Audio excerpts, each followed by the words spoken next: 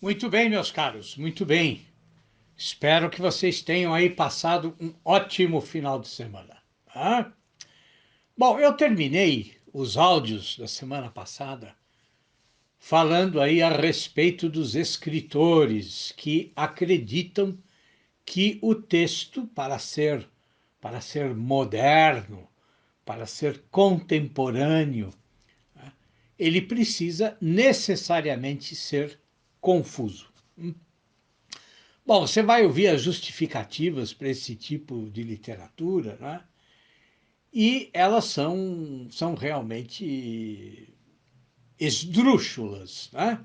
Quer dizer, elas são esquisitas, elas têm uma extravagância que não convence. Né?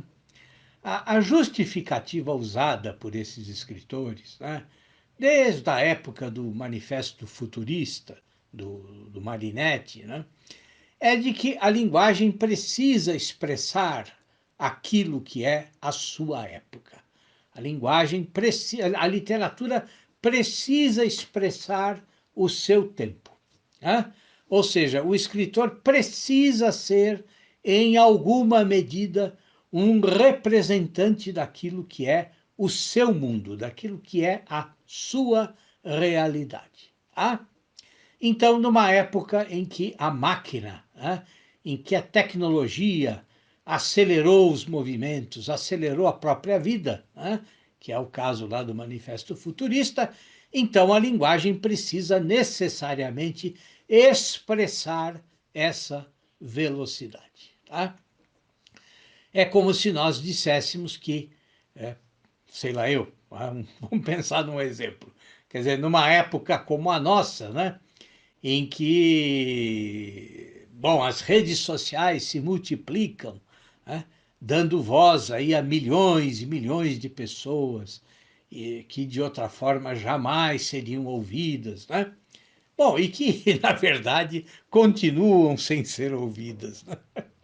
Porque cada uma fala sempre mais aí para um grupo muito pequeno, quase sempre formado de pessoas que são aí, que estão dispostas a concordar com o que essa pessoa pensa. Né?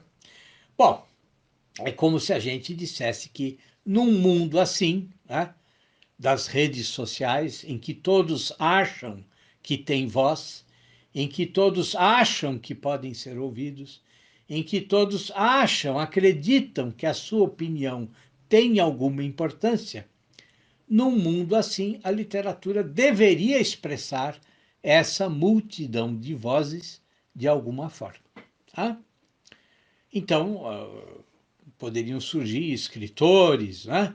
Ou autores de manifestos, e eu acho até que já surgiram, né?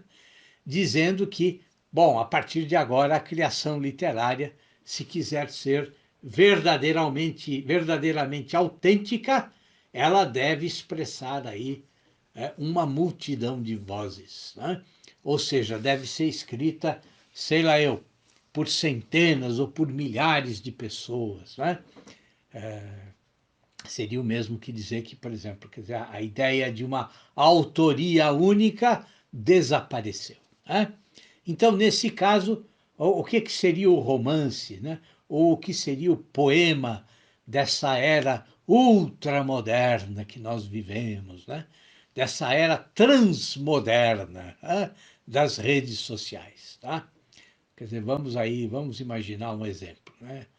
Então, sei lá eu, você podia ir lá, abrir uma conta no Twitter, né, ou no Facebook e convidar todos os seus amigos aí para participarem dessa rede social, né? E aí, quando ela tivesse lá, sua conta tivesse já aí lá com um número significativo de seguidores, você então lança a ideia de um romance coletivo, né?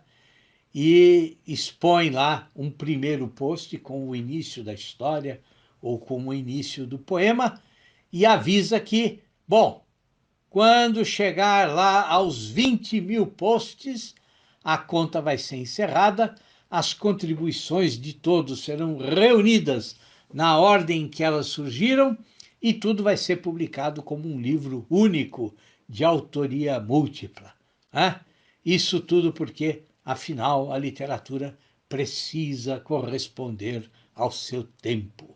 A literatura está obrigada a expressar a sua contemporaneidade. Bom, é evidente que eu estou sendo irônico, né? Quer dizer, e o meu exemplo mostra só a que tipos de loucura a literatura pode servir, né? Como de fato ela serve e serviu em diferentes períodos, né? Quer dizer, essa experiência que eu acabo de propor, né, para ser feita aí numa rede social, ela talvez pareça aí sem sentido, né, e o seu resultado, bom, o resultado teria ainda menos sentido, com certeza, né? Mas pensem comigo, vamos voltar no tempo, né? Vamos pensar lá nos escritores românticos brasileiros, né? Você lê a poesia romântica e o que você encontra? Bom, grande parte delas são poemas em que os autores querem nos convencer, né, de que a vida deles e a própria criação dos seus textos, bom, ela ocorre sempre no meio de angústias tremendas, né, de sofrimentos, de lágrimas, de desilusões amorosas, de tormentos, né? Ou seja, há ali uma evidente, né? Não estou dizendo em tudo, mas em grande parte da produção da poesia romântica brasileira, há uma evidente falsificação dos sentimentos, né? Há um exagero forçado, falso, que é só uma forma de afetação, né? E seria exatamente essa ausência de naturalidade, ou essa atitude fingida, né? Seria exatamente isso que transpareceria para nós num romance coletivo escrito por centenas de vozes diferentes no Twitter, né? Quer dizer, o resultado seria, no máximo aí, uma amostra documental da confusão, da gritaria, do tumulto e da permanente troca de insultos que é o Twitter, né?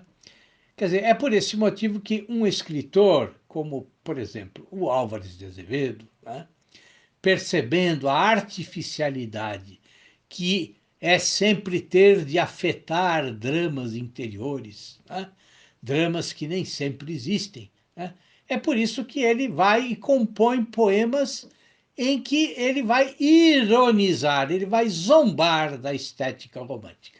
Tá? Então, um poema, por exemplo, como É ela, é ela, é ela, é ela. Né? É um poema que exatamente são essas, o título é formado por essas 4 exclamações. Né? Esse poema vocês encontram facilmente aí na internet. Né? Bom, é um exemplo engraçadíssimo de como fazer a crítica de um dos temas mais recorrentes do romantismo, né? Quer dizer, o tema da busca da mulher ideal, da musa inalcançável, né? Quer dizer, é um poema divertidíssimo, né? Quer dizer, a musa é uma lavadeira e passadeira, né, que o poeta idealiza quando observa ela de longe, né? Bom, até a noite em que ele vai lá caminhando de maneira furtiva pelos telhados, né, para chegar lá na janela do quarto da sua lavadeira. Bom, e a visão que ele tem não é nem um pouco romântica, né? Quer dizer, porque assim, ele olha pela janela e está lá a mulher dormindo com o ferro de engomar na mão, e não bastasse isso, bom, ela também ronca, né?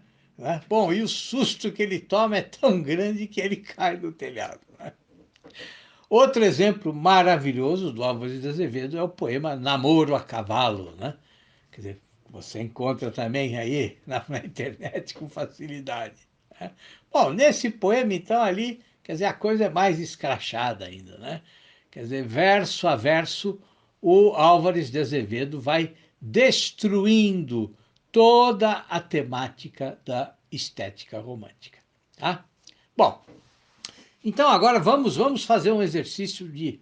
Vamos inverter o raciocínio. Tá?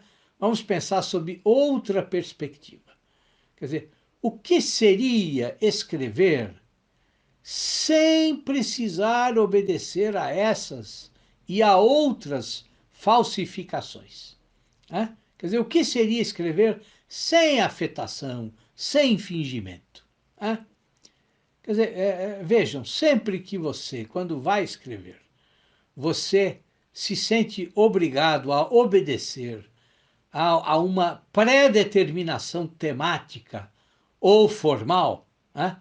Ou seja, sempre que você submete a sua escrita a regras estabelecidas por grupos, por movimentos, por panelinhas, né?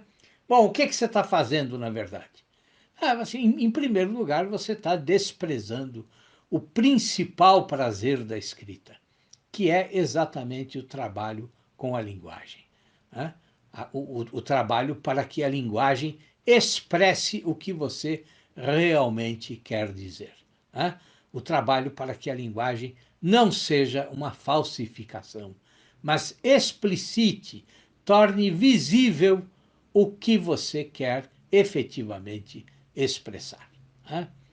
Então, quando um poeta como Álvares de Azevedo escreve utilizando o recurso da ironia, né? E de uma ironia que é também autoironia, né? Por quê? Porque ele está ironizando a si mesmo, né? Quando ele faz isso, na verdade, o que ele está dizendo para nós? Né? Bom, ele está dizendo assim, olha, eu preciso reencontrar a minha forma de me expressar. Né? Quer dizer, é como se ele dissesse, vejam, o que eu estou fazendo é muitas vezes automático e falso. E não é isso que eu quero. Eu quero obedecer só ao que a minha expressividade exige de mim. Então eu estou agora, para voltar a ser sincero, eu estou agora rompendo, por meio da ironia, com a falsidade romântica. Ah? Quer dizer, ou é como se o Álvares de Azevedo nos dissesse, vejam, este poema aqui parece só uma gozação, né? Mas não é, não é. Na verdade, é a minha tentativa de reencontrar a minha linguagem, de reencontrar a minha expressividade, de reencontrar o que eu realmente quero dizer. Né? Quer dizer, é como se o Álvaro estivesse buscando aí uma poesia autêntica. E ele faz isso por meio desse rompimento que é a ironia. Tá? Agora, pensem comigo. Nós somos as únicas criaturas na Terra que têm a faculdade da linguagem. Né? Esse complexo sistema de sons e símbolos gráficos. Então, por que não submeter a linguagem ao que nós verdadeiramente queremos expressar? Quer dizer, por que a linguagem precisaria estar presa à qualidade e aos defeitos da vida contemporânea? Quer dizer, por que a literatura precisa necessariamente estar sempre up to date? Quer dizer, por que nós estaríamos obrigados a seguir o nosso tempo? Por quê? Por que não pode ser exatamente o contrário? Por que não? Quer dizer, bom, vejam, eu não sei se já comentei isso aqui em algum áudio com vocês, né? Mas vamos pensar num exemplo, o exemplo do grande romancista japonês, né? O Yasunari Kawabata. Quer dizer, é um escritor japonês que recebeu aí o Nobel em 1968, se não me engano. Né? Quer dizer, no momento em que o Japão está lá perdendo a Segunda Guerra Mundial, o, o Kawabata, o que ele faz? Bom, para todo lado que ele olha só tem destruição. Né? Então, pensem assim, quer dizer, o que um escritor deve fazer? Será que o Kawabata tenta obrigar a sua linguagem a expressar os bombardeios crescentes? Será que o Kawabata quer escrever um poema cujos sons repitam os sons das bombas caindo nas cidades japonesas? Será que ele tenta fazer com que a linguagem dele expresse toda a destruição do Japão, todo o sentimento de derrota que eles estavam lá experimentando? Não, não. Ele faz exatamente o oposto. Tá? Ele começa lá a ler todos os dias um trecho do Genji Monogatari. O Genji Monogatari é um romance japonês do século XI, escrito por uma dama da corte, a senhora Murasaki Shikibu. Parece que esse não é o nome real dela, é um pseudônimo. Que é uma senhora que viveu lá no período Heian, que é assim, o auge, foi o auge da corte imperial japonesa. Inclusive, o Genji Monogatari é considerado como o primeiro romance da literatura universal. Bom, e essa busca por esse passado, como é que ela vai se refletir na linguagem do Kawabata? Bom, é só vocês lerem lá o romance dele, O País das Neves, que é o romance que ele começa a escrever em 1935 e termina em 1948. Então, quer dizer, esse romance nasce desse contato dele com essa linguagem e com toda essa temática que lá do século XI da vida japonesa. Tá? Então, assim, é isso, meus caros. Por hoje acho que tá ótimo para a gente começar a semana, né? Olha, um grande abraço para vocês e até amanhã. Tudo de bom.